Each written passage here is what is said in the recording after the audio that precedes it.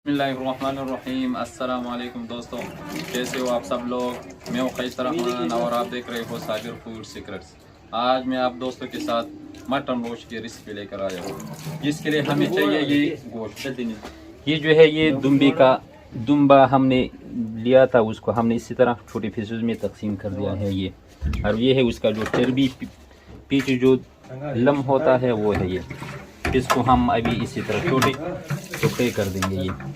और ये जो है ये इसी साइज़ में चाहिए, न छोटा न बड़ा, बस इसी साइज़ में। इसको हम अभी ये चर्बी जो है ये हम इस तरह काट लेंगे। बस यही इसी तरह जितना भी है सबको हम इसी तरह छोटी पीस में तकसीम कर देंगे ये। बस इसको हमने इसी तरह काट लिया, ये हो चुका है ये। अब ये जो है ये गोश्त को हम नमक देंगे, इसमें हम थोड़ा थोड़ा नमक इस तरह लगा देंगे ताकि ये नमक में अच्छी तरह ये मिक्स हो जाए, नमक इसके अंदर आ जाए, चला जाए। कुछ लोग इस तरह करते हैं, इस तरह सालन में नमक डालते हैं, लेकिन वो जो है वो थोड़ा सा कम होता है, इसलिए हम इसको थोड़ा थोड़ा इस तरह लगा लेंगे। जितने भी है इस सबको मैं इसी तरह नमक लगा लूँ, फिर बाद में मिलता हूँ।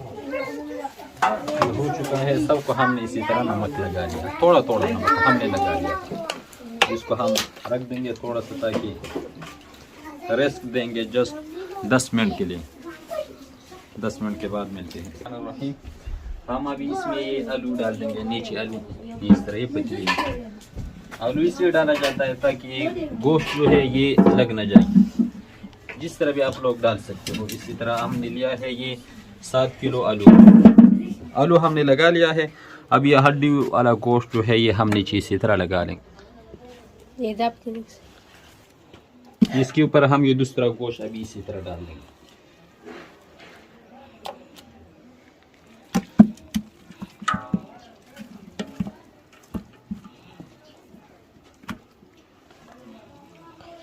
ये हड्डी वाला हम पहले लगा लेंगे जितना भी है।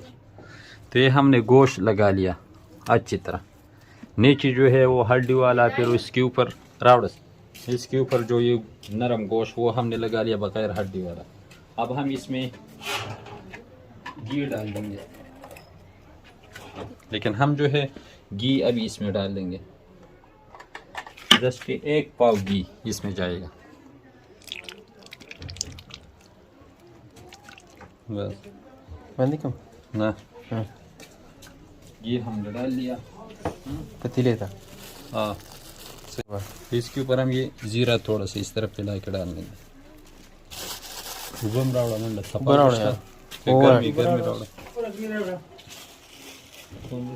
साबुत धनिया आप लोगों की मर्जी, अगर डालना चाहते हो तो डाल दो, अगर नहीं है तो मत डाल। ये हमने डाल दिया। अभी ये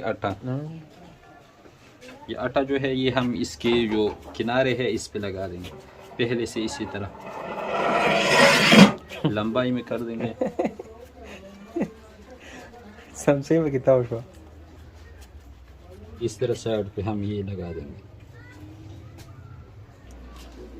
ये हमने अच्छी तरह बिछा दिया। इसमें हम थोड़ा सा पानी डाल देंगे। पानी हम इसलिए डालते हैं यहाँ पे मेहमान जो है वो ज़्यादा है, दश है। अगर आप लोग अपने लिए बना रहे हो तो इसमें पानी मत डालिए, इसमें हम ये गर्म पानी डाल देंगे ताकि जल्दी जो है ये पक जाए।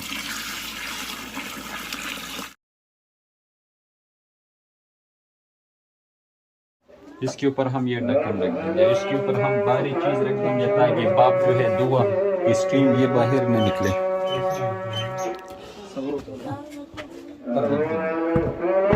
जो भी वजनी चीज़ हो आप लोग वो रख सकते हो। इसके ऊपर हम और भी वजनी या बारी चीज़ हम रख देंगे, ईंट या इस तरह पत्थर वगैरह, ताकि भाप जो है स्टीम ये बाहर नहीं निकलेगा। सबने देखा आग हमने जला लिया है। अब हम इसको लो फ्लेम पे 3 घंटों के लिए छोड़ देंगे।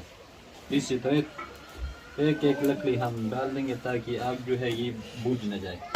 अब इसी तरह थोड़ा सा आके हम इसको पकाएंगे जस्ट 3 घंटों के लिए। तो 3 घंटे के बाद मिलते हैं। घंटे मुकम्मल हो चुके हैं, अब हम इसको चेक कर रहे हैं। ये ऊपर से वजन हम हटा देंगे। अच्छे हुए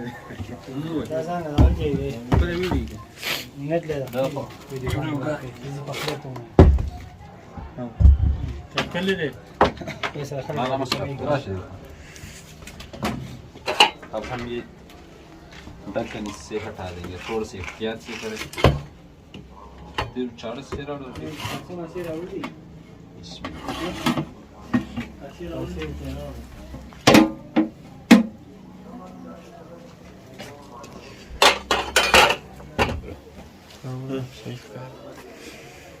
जरा नजदीक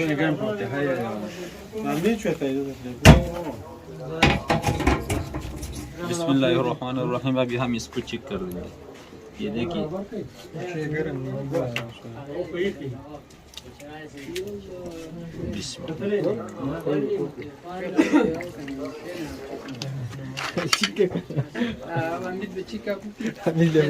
خلك دغوقي سواك وبيجيك بروستا وكذا دغوات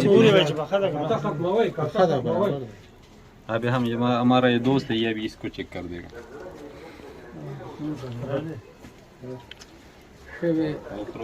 बहुत अच्छी तरह बनाया आपने, माशाल्लाह। अगर ये रेसिपी आपको अच्छी लगी हो तो हमारे चैनल को लाइक कर दे, सब्सक्राइब कर दे, अपने दोस्त अहबाब के साथ शेयर कर दे और खैसर रहमान को इजाज़त दे। अपना बहुत सारा ख्याल रखेगा। मिलते हैं एक नई रेसिपी भी, तब तक के लिए अल्लाह हाफिज़।